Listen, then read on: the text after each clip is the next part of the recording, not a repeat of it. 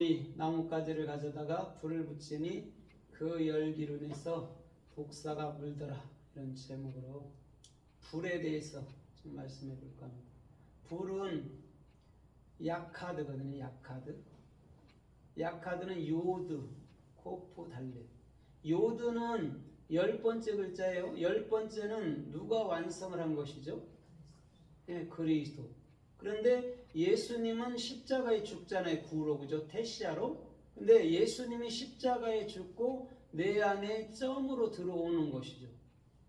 그걸 요드라고 해요. 그러면 점으로 들어오신 그 예수 성경 66권을 우리가 증명하고 증거해내는 역할을 감당해야 되는 거예요. 항상 예수는 성경 66권이에요. 그래서 새긴 우상으로 오신 예수님은 십자가에 돌아가시고 그 새긴 우상을 영원히 해석해줄 그리스도가 이제는 우리 성경 66권의 본체가 되는 거예요. 그 다음에 코프는 소망을 주는 겁니다. 예수님이 우리 안에 들어오는 것은 십자가에 죽으신 것은 우리 안에 소망을 이루기 위함입니다. 그 다음에 진리를 열어주는 거예요. 그러면 오늘 본문에 보면은 지금 어떤 멜리델이라는 섬에 갔죠, 그렇죠? 근데 토인들이 불 피우고 있었는데 바울도 나뭇가지를 가져다가 불을 피웠어요. 그때 그 뜨거운 열기로 인해서 독사가 나와서 바울의 손을 문 것이죠. 그랬는데 바울이 그 독사를 다시금 불 위에 떨어버려 죽였단 말이에요. 그러면 토인들은 항상 뭐라고 생각해요? 바울이가 배에서는 살아났지만 이제 지세로 인해서 쟤는 이제 죽을 거야. 독사의 독이 있거든. 이렇게 생각했단 말이에요. 그런데 사도 바울은 아무 해를 입지 않았어요. 이게 무슨 말이냐면 그 추위, 불, 독사 이게 뭐냐면 율법을 얘기해 주는 거예요. 율법에는 반드시 죽잖아요. 근데 사도 바울이 죽지 않은 것은 사도 바울은 이미 복음을 가졌고 그 복음, 율법을 복음으로 해석해 주기 위해서 지금 행하는 일들이라는 것이죠. 그래서 민수기서 21장에서 불뱀, 원망하고 불평하는 이스라엘에 불뱀을 보내서 다 물어버렸어요. 그때 너희가 노뱀을 본즉 살리라 이러거든요. 우리는 근본적으로는요 율법 아래서 태어나요. 육체를 입고.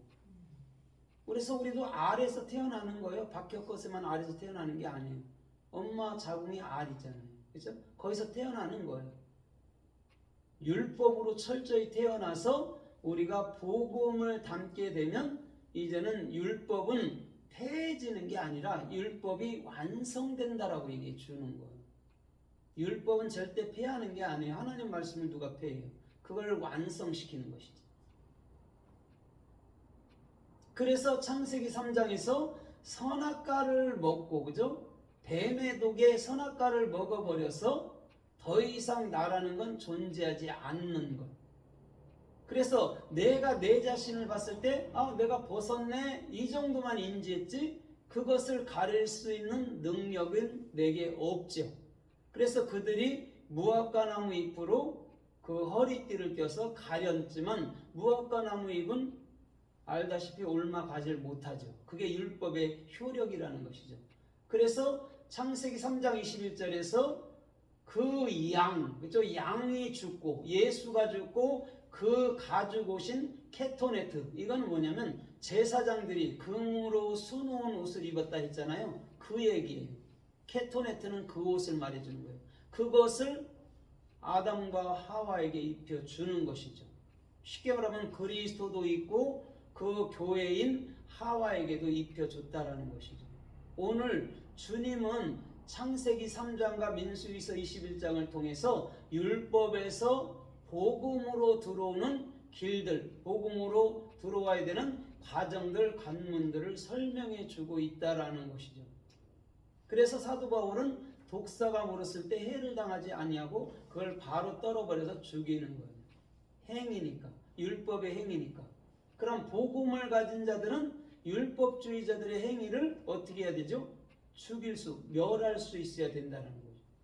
행위로는 안 돼. 이렇게 가르쳐야 된다는 것이죠. 근데 많은 사람들은 행위를 가르치잖아요. 그죠? 행위를 가르쳐서 은혜를 무색하게 만들어버리죠. 근데 주님은 은혜로 말미암아 행위가 뭔지를 알게 만들어 주는 것이죠. 그래서 에베소서 2장 7절로 8절에서도 구원은 은혜의 선물이지 어떤 행위에서 나는 게 아니죠. 그죠? 행위라는 아싸는 예수께서 다 이루신 것을 말해주는 거예요. 우리는 그것을 가졌을 때에 우리는 됐다 이러는 것이죠. 행위를 하는 게 아니고. 그것이 지금 사도 바울이 우리들을 통해서 이 불이라는 약하들을 통해서 우리들에게 하고자 하는 말씀이란 말이에요. 원래 불이 거의 다 신약 성경에는 애쉬로 다 써 있습니다. 그러나 이 부분에서만 약하들을 쓰는 거예요. 다 애쉬예요. 지옥불이든 뭐든. 애쉬는 그전에 알렉과 쉰이잖아요. 그죠? 하나님을 배워서 올바른 비전되는 거. 그게 불이에요. 그래서 모세의 떨기나무에도 불이 붙었는데 떨기나무가 타질 않네. 그러니까 모세가 놀란 거죠. 불이 났는데 왜 타지 않지? 이런 것이죠. 그럼 하나님께서는 내가 이 불 애쉬라는 성경 66권으로 네 마음의 생각을 태울 거야 이런 얘기를 해주는 거예요. 그래서 모세한테 들려온 말이 있다면 그곳은 거룩하니 내 발에서 신을 벗으라 이렇게 얘기해 주는 것이죠. 이제는 더 이상 그 떨기나무인 옛 모세가 아니라는 거죠. 너는 이제는 그리스도 안에서 생명나무로 서가라고 말씀해 주는 거예요. 그래서 신약에서는 약하드라는 불을 여기 딱 한 군데만 쓰는 거예요. 뭔가 사도 바울이 그 미개인들, 토인들한테 진리를 열어주고자 하는 그 하나님의 뜻을 지금 사도 바울을 통해서 펼쳐놓는 모습이라는 것이죠. 그래서 약하드예요.